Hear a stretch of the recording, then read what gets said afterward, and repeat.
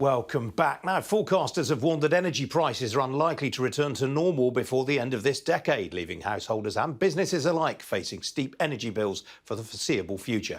Well, it's a headache in particular for high-energy businesses such as RHI Magnesita, one of the world's biggest makers of refractory materials, which can withstand extreme temperatures and which are used in the production of steel, cement and glass. Well, joining me now is the Chief Executive of RHI Magnesita, Stefan Borgas. Stefan, welcome to you. You've operations all around the world. I assume Europe is where you're struggling to remain most competitive.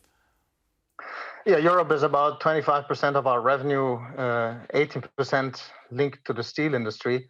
This is where demand goes down now, and of course costs go up at the same time. So yes, we're struggling there. How have you coped with the cutoff of supplies of Russian gas?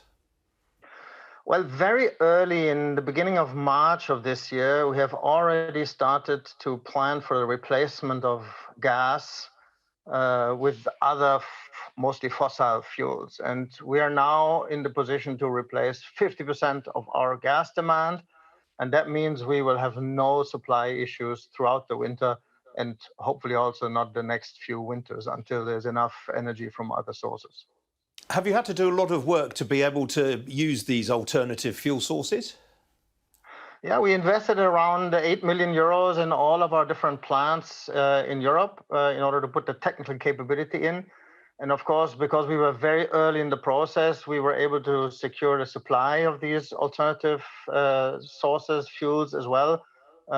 Everything done, our team was just great, and our customers really appreciate that, at least from a supply perspective, there's no issue.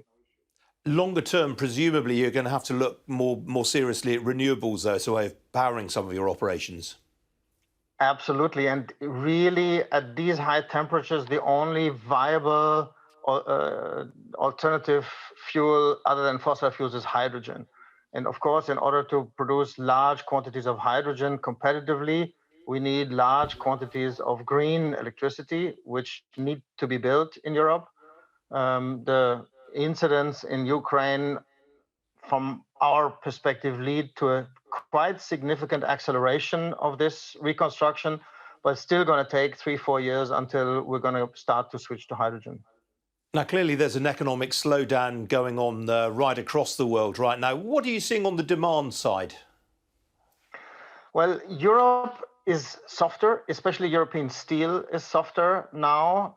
We expect this to last into next year.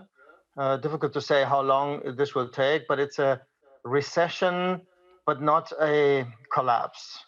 On the other side of the medal, we have the US, by far not as strongly impacted and not as recessionary as Europe and as originally feared. So that's not as bad as we thought. We have significant growth in India, also in the Middle East. That balances out some of the European downturn. So we're actually positive about next year.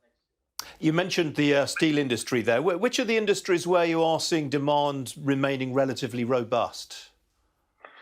Everything that's around non-ferrous metals, copper, zinc, and those kind of specialty materials are very robust. Their commodity prices are very high. Their investments are going through. There's a certain decoupling from Russia also that will help the Western world in the next couple of years. So here, things are relatively strong. And again, the recession is a European issue, and everywhere else in the world is by far much milder.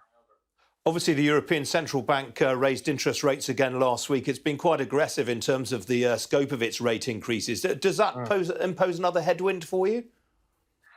I think it's a general headwind on the economy. For us specifically, it's not a major issue because we have 70% of our debt fixed, interest rates fixed until 2027. So we're strong enough to weather through this. But of course, it doesn't help the general demand.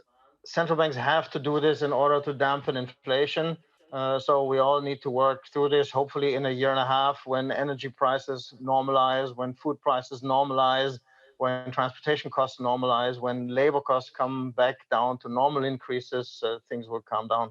But I think we have a year and a half to 2 years of of this environment to manage. OK. Stefan, we've been trying to get you on the programme for a while. It's lovely to finally catch up with you. Thank you. Thank you so much, Ian.